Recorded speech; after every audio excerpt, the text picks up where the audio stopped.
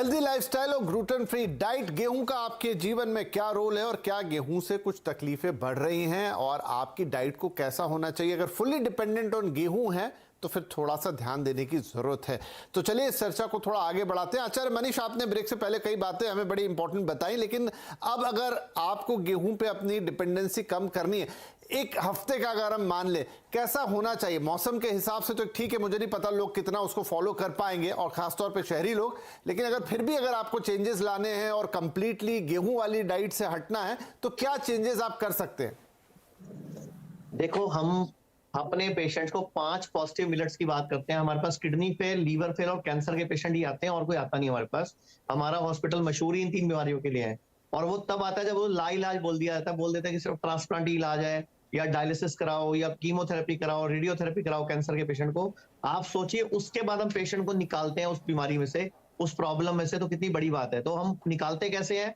हम क्या करते हैं, मैं आपको पेशेंट का डाइट चार्ट बताता हूँ कि हम एक ऐसा डाइट चार्ट बताते हैं जिससे पेशेंट रिवर्स आ जाता है। उसमें गेहूं आप ना नॉर्मल बताओ, लोग डर जाएंगे पेशेंट का नाम सुन के। आप नॉर्मल व्यक्ति के हिसाब से बताओ। नॉर्मल व्यक्ति के हिसाब से बताऊं तो हम क्या करते हैं कि सुबह 12 बजे तक हम बोलते हैं सिर्फ फ्रूट्स खाने हैं, 4 से 5 तरह के, लगभग आधा किलो से 700-800 ग्राम तक, मतलब फ्रूट्स खाने हैं पूरे। अगर आपको रोटी, परोठा, चावल, खिचड़ी, दलिया, पोहा कुछ खाना है तो फ्रूट्स खाते ही ऊपर से खा लो, नहीं तो खाली फ्रूट से पेट भरो 12 बजे तक। उसके बाद दोपहर को लंच में हम बोलते हैं 250 ग्राम सैलड पहले खाना है, उसके ऊपर से आपको मिलेट्स की रोटी या मिलेट्स बना के चावल की तरह, या चिवड़ा, बाजरा की रोटी, जो भी आपको खाना है, लेकिन पहले सैलड की प्लेट खाना है। इवन की अगर गेहूं भी खाना है तो हम बोलते हैं उसके बाद खाना, पहले सैलड खा लेना। ऐसे डिनर हम बोलते हैं सूरज डूबने से पहले फिनिश कर दो अपना।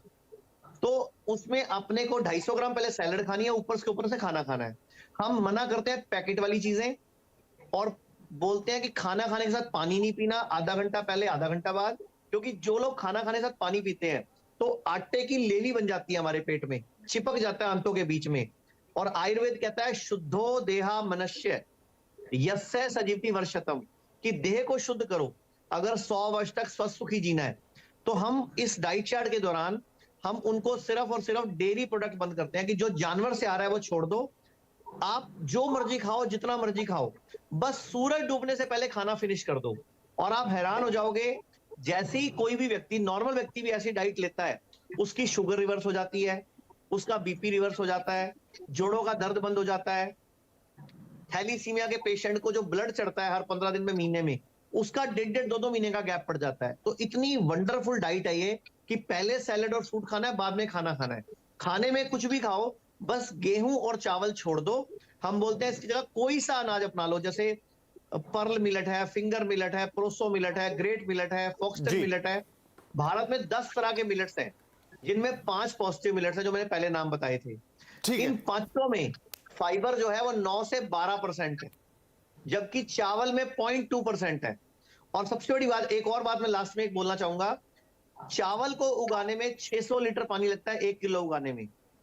चावल को उगाने में 2500 लीटर पानी लगता है, सॉरी, गेहूं को उगाने में 600 लीटर पानी लगता है। और मिलेट्स कोई भी ले लो आप, 150-200 लीटर पानी में उग जाते नहीं, हैं। ये बात बिल्कुल यानी सही है कि इकोनॉमिकली भी वो भारत से उगाने बेहतर के है ये। लिहाज से, अर्थव्यवस्था के लिहाज से भी काफी अच्छा, नो डाउट, उसमें कोई शक की बात नहीं, और इसीलिए शायद हमारे प्रधानमंत्री भी इसको इतना प्रमोट कर रहे हैं। प्रतीक्षा, तो क्या अब हम अपनी डाइट में, मतलब खुद मैंने कहा पीएम प्रमोट कर रहे हैं और ये बात अक्सर आप लोग भी बताते रहते, तो ये जो मोटा अन्न है, मोटा अनाज, अब इसको रेगुलर शामिल करने से हम हेल्थ बेनिफिट उठा सकते हैं?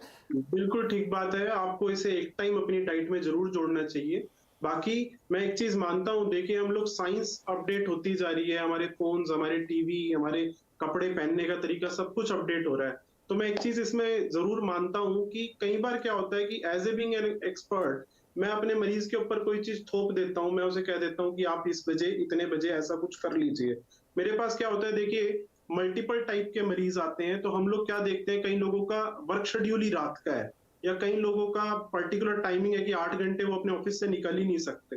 तो मुझे लगता है कि कहीं ना कहीं हमें उनकी समस्याओं को समझ के डाइट को उसी तरीके से चेंज करना भी जरूरी है, जिससे हम लोग उन्हें बेटर रिजल्ट्स दे सकें। तो मेरा मानना ये है कि डाइट्स को अचानक से चेंज कर देना। हाँ वो ठीक है, वो समझ गया आपकी बात कि वो सब पे लागू नहीं होगा, लेकिन आप उनके लिए क्या किया जा सकता है अगर क्विकली वो बताएं। क्विकली उसमें ये है कि आप एक टाइम मिलेट्स अपनी डाइट में जोड़ दीजिए, खाना खाने से पहले सलाद जरूर खाइए, और अगर जो आपको 3 रोटी की भूख है तो आप कोशिश करिए कि 2 रोटी खाइए जी। नॉर्मल रूटीन का 10 से 15 मिनट का वॉक भी अगर जो कर लें that is more than enough, एक अच्छा लाइफस्टाइल ठीक मेंटेन है, कर लें। डॉक्टर रिचा आपकी तरफ से कोई final comment? I think what they are saying, the different ways of saying same thing. Basically, हमको calorie intake कम करना है, expenditure बढ़ाना है to lose weight and to control our sugars better. एक चीज में बस मैं डिफर करना चाहूंगी, ब्रेकफास्ट जनरली हम बोलते हैं कि हैवी होना चाहिए। डॉक्टर साहब ने बोला कि ब्रेकफास्ट में फ्रूट्स लेना है, बट वी जनरली से कि ब्रेकफास्ट को ब्रेकफास्ट बोलते क्यों है कि सारे दिन सारी रात हमने कुछ नहीं खाया, it's a kind of fast, तो हम मॉर्निंग में मेटाबॉलिज्म हमारा इज डिमांडिंग समथिंग, तो हमको सुबह में कुछ लेना चाहिए। जनरली हम बोलते हैं ब्रेकफास्ट हैवी होना चाहिए, लंच उससे हल्का और डिनर सबसे हल्का। डिनर जितनी जल्दी हो जाए उतना अच्छा रहेगा, सूरज डूबने से पहले हो जाए तो बहुत अच्छा है। प्रैक्टिकली हो नहीं पाता तो हम बोलते हैं 8 बजे के पहले कम से कम कर लें। So that's the only thing. And yes, calorie intake हमें कम करना है bye filling our stomach with things like salads and all। अगर हम ये करेंगे तो अच्छा रहेगा, ग्रेन्स कम खाएंगे। चलिए, तो मोटी मोटी बातें तो हो गई, लेकिन क्योंकि आज का मुख्य विषय जो था वो गेहूं और ग्लूटेन के आसपास था, तो वो बात हमारे तीनों एक्सपर्ट कह रहे हैं कि हाँ एक बड़ी मात्रा में उससे तकलीफ होती है। जिन्हें एलर्जी है उनकी तो बात अलग ही हो गई, लेकिन जो नॉर्मल लोग हैं उनको भी है। अगर वो थोड़ा बैलेंस बना लें कि गेहूं को थोड़ा सा कम करें, थोड़ा सा मोटा अनाज या मिलेट्स जिन्हें कह रहे हैं वो अपनी डाइट में लाएं, फाइबर का थोड़ा सा प्रयोग ज्यादा बढ़ाएं, सलाद का इस्तेमाल करें, टाइम पे खाना खाएं, बहुत लेट खाना ना खाएं, तो ये सारी चीजें आपको जल्दी, क्योंकि इन दिनों आप देख रहे हैं कि बहुत सारी हेल्थ इश्यूज हो रहे हैं, खासतौर पे लाइफस्टाइल डिजीजेज हो रहे हैं, इसीलिए क्योंकि खाने पीने का हमारा ज्यादातर रूटीन बिगड़ा हुआ है और बहुत सारी चीजें अब हम डायरेक्ट कंज्यूम करने लग गए हैं जो मार्केट से पैक्ड आती हैं, उनके अपने थोड़े से नुकसान हैं। तो उस हिसाब से आपको थोड़ा बैलेंस यहाँ बनाना पड़ेगा और चीजों को समझना पड़ेगा कि शरीर की आवश्यकता क्या है और कौन सी चीज उस पर क्या प्रभाव डालती है। इसीलिए हम सारे एक्सपर्ट्स को आपकी तरफ लेके आते हैं। बहुत शुक्रिया, आप तीनों ने आज जो बातें बताई हैं वो काफी यूजफुल है, आई होप कि काफी लोगों को इससे फायदा होगा। नमस्कार।